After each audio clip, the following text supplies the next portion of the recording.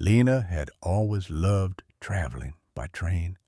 There was something peaceful about watching the world pass by through a big window, headphones in, book in hand, no traffic, no stress. She had been living in Germany for almost 4 months when she finally decided to take a weekend trip to Hamburg. She booked her train online, chose a seat by the window, and set an early alarm for Saturday morning. The train was scheduled to leave at 8:14 a.m. from Platform 7. She had packed her small suitcase the night before and laid out her clothes. Her ticket was on her phone. Everything was ready, or so she thought. At 7:26 a.m., kiss me, she was still at home. She had hit the snooze button 3 times and was now running late. Okay, don't panic, she told herself as she pulled on her jeans and grabbed her charger. By 7:41, she was on the tram heading to the main train station. She checked her phone every 30 seconds. I'll make it, she whispered under her breath. When she finally arrived at the station, it was 8:02. She rushed through the crowd, scanning the signs above her head. Platform 1, Platform 3, Platform 5. Where's Platform 7? She asked a station worker nearby. Excuse me, where is Platform 7? The man pointed to the left, straight ahead and down the stairs. She ran, suitcase rolling behind her, breath short. At 8:10, she arrived at Platform 7. The train was there, doors still open. She walked quickly to her carriage, found her seat, and sat down just as the announcement began. This is the Intercity Express to Hamburg Hauptbahnhof. Departure in 2 minutes. She let out a long breath. Made it. 15 minutes later, the ticket inspector came by. Good morning. Ticket, please.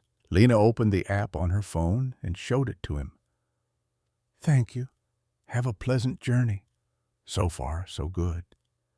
She looked out the window as the fields and towns passed by. Then she remembered coffee. She had forgotten to grab one in the rush. She got up and walked to the small bistro car. There was a short line. When it was her turn, she smiled and said, Hi, can I get a black coffee, please? The server nodded. To go or drink here? To go. Anything else? No, that's all. Thanks. She paid, took her coffee, and walked back to her seat, feeling more human. A few hours into the trip, the train stopped unexpectedly. There was a long announcement in German, followed by an English version. Ladies and gentlemen, due to a technical issue, we will be delayed by approximately 20 minutes. We apologize for the inconvenience, Lina said. She had booked a museum tour in Hamburg at 1 p.m. Now she might be late. She pulled out her phone and searched how to say I'm running late in English. Then laughed. Wait, I already know that. She opened her email and wrote a quick message to the museum. Hi, I have a tour booked for 1 o'clock today, but my train is delayed. I may arrive a bit late. I hope that's okay.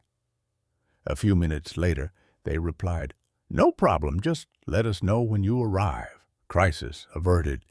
She used the rest of the trip to relax. She looked at a few English phrases in her notes app. Which platform does the train leave from? What time does it arrive? How long is the journey? Is there a delay? Can I get a return ticket? She repeated them quietly under her breath. When the train finally rolled into Hamburg Hauptbahnhof, she stood, grabbed her suitcase, and followed the crowd to the exit. Outside, the city was buzzing. Trams, taxis, people everywhere. She smelled. She had made it. Not perfectly, not smoothly, but successfully. Later that evening, she sat in a small cafe near the Elbe River, watching the water sparkle under the lights. She sipped her second coffee of the day and opened her journal. She wrote, "Today I used real English to ask for directions, order coffee, explain a delay, and understand an announcement. I didn't memorize anything. I lived it." Then she added a few new phrases to practice. "Is this seat taken? Does this train go to? I think I'm in the wrong carriage. How do I get to the main station from here?" These weren't textbook examples. They were tools she actually needed.